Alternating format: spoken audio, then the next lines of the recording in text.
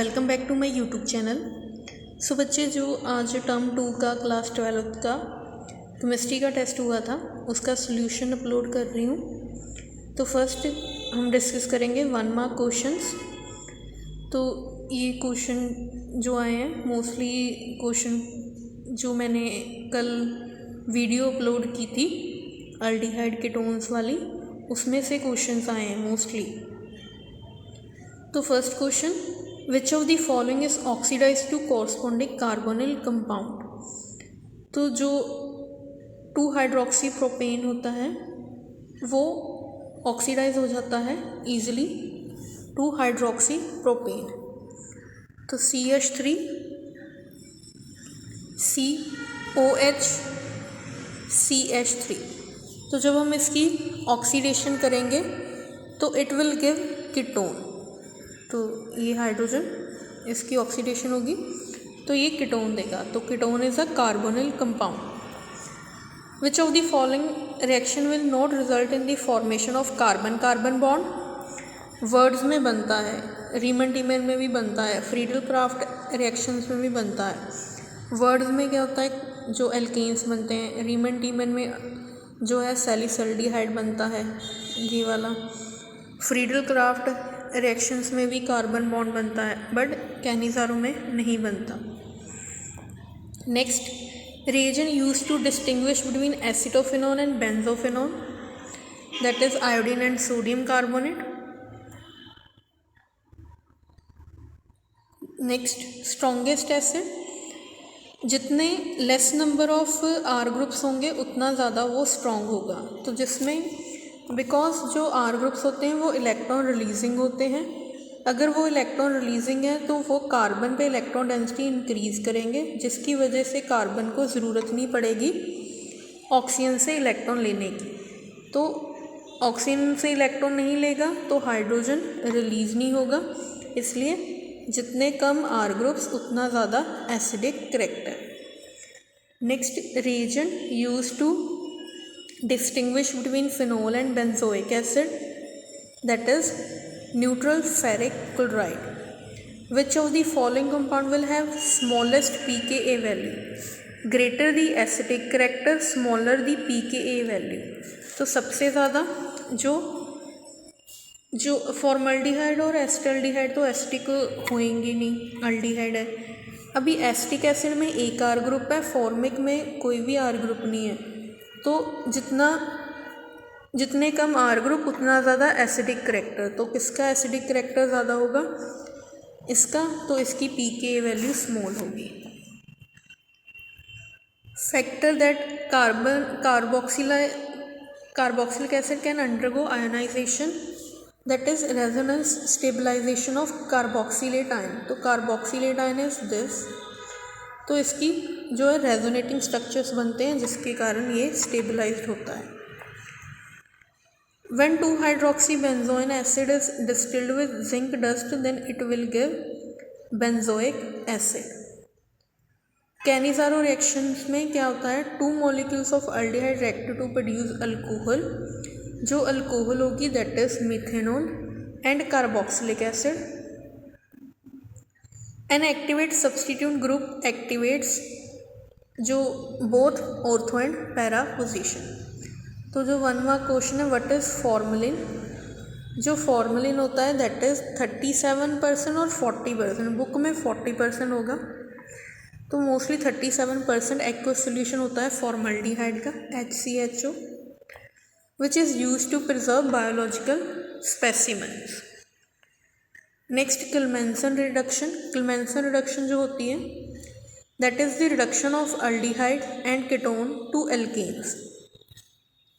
तो इसकी रिडक्शन करवाएंगे in the presence of zinc amalgam and concentrated HCl. Tollens reagent. Tollens reagent is used to distinguish between aldehyde and ketones. Aldehyde जो होंगे वो Tollens reagent के साथ reaction देंगे बट कीटोन्स नहीं देंगे, तो इससे हम डिस्टिंग्विश कर सकते हैं। मीथेनॉल जो होती है, मीथेनॉल क्यों सॉल्युबल होती है वाटर में? Due to hydrogen bonding. Methanol में अल्कोहलिक ग्रुप का ऑक्सीजन और वाटर का हाइड्रोजन एक इलेक्ट्रोनेगेटिव एक इलेक्ट्रो पॉजिटिव, तो this bond is hydrogen bond. Hybridisation of carbonyl is sp2, carbonyl is this, तो इसमें 1 सिग्मा 2 सिग्मा 3 सिग्मा 1 पाई, तो 3 सिग्मा है 1 s 2 p, तो sp2 हाइब्रिडाइजेशन कार्बोनिल की। Next 2 mark question, IUPAC name of salicylaldehyde, तो हम इसे यहाँ पे अल्डिहाइड को प्रेफरेंस देंगे, तो 1 2 2 हाइड्रोक्सी, ये हाइड्रोक्सिल है, ये जो है सब्स्टिट्यूट फंक्शनल ग्रुप है, this is benzaldehyde. Rosenmund reduction reaction is a reaction of acid chloride with hydrogen, तो इट विल गिव अल्डिहाइड्स। ठीक है जी, यहाँ से HCl रिमूव हो जाएगा और हाइड्रोजन यहाँ पे आ जाएगा। 3 mark question, aldehyde, how aldehyde prepare from alcohols, तो फर्स्ट बाय ऑक्सीडेशन, तो जब हम प्राइमरी और सेकेंडरी अल्कोहल की ऑक्सीडेशन करते हैं तो इट विल गिव अल्डिहाइड्स। ठीक है जी, ये सेकेंडरी अल्कोहल है, यहाँ पे माइनस वाटर, तो CH3OH। ठीक है जी, तो जो इसकी हम जब ऑक्सीडेशन करवाएंगे तो जो है अल्डिहाइड्स प्रिपेयर होंगे। फॉर्मल्डिहाइड जो है वो हम प्रिपेयर कर सकते हैं from primary alcohols by reacting it in the presence of copper at 573 kelvin. Why chloro acetic is stronger acid than acetic acid, जो क्लोरो एसिटिक एसिड होता है उसमें chlorine is a electron withdrawing group, तो electron withdrawing group होने के कारण ये अपनी तरफ इलेक्ट्रॉन को पुल करेगा, जिसके कारण कार्बन पे इलेक्ट्रॉन डेंसिटी कम होगी, ये इस कार्बन से इलेक्ट्रॉन विड्रॉ करेगा, और जो ये वाला कार्बन है वो इस ऑक्सीजन से इलेक्ट्रॉन विड्रॉ करेगा, ऑक्सीजन हाइड्रोजन से इलेक्ट्रॉन विड्रॉ करेंगे, जिसके कारण ये बॉन्ड वीक हो जाएगा और ईजिली ब्रेक हो जाएगा और H पॉजिटिव रिलीज होगा। But in case of CH3 there is no electron withdrawing group, तो CH3 is a electron releasing group acetic acid में, तो ये अगर इलेक्ट्रॉन रिलीजिंग है तो कार्बन पे इलेक्ट्रॉन डेंसिटी इंक्रीज करेगा, जिसके कारण ईजिली हाइड्रोजन ब्रेक नहीं होगा, रिलीज नहीं होगा। नेक्स्ट क्वेश्चन था, why are boiling point of carboxylic acid are higher than that corresponding alcohol. No doubt in case of alcohol and carboxylic acid दोनों में हाइड्रोजन बॉन्डिंग होती है, but in case of carboxylic acid dimerise कर जाते हैं।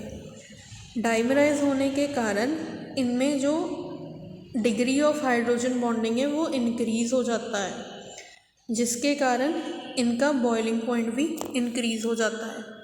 तो aliphatic carboxylic acid जो होते हैं तो वो 4 कार्बन सॉल्युबल होते हैं वाटर में, तो जैसे जैसे कार्बन नंबर इंक्रीज होता जाएगा वैसे वैसे सॉल्युबिलिटी वो डिक्रीज होती जाती है।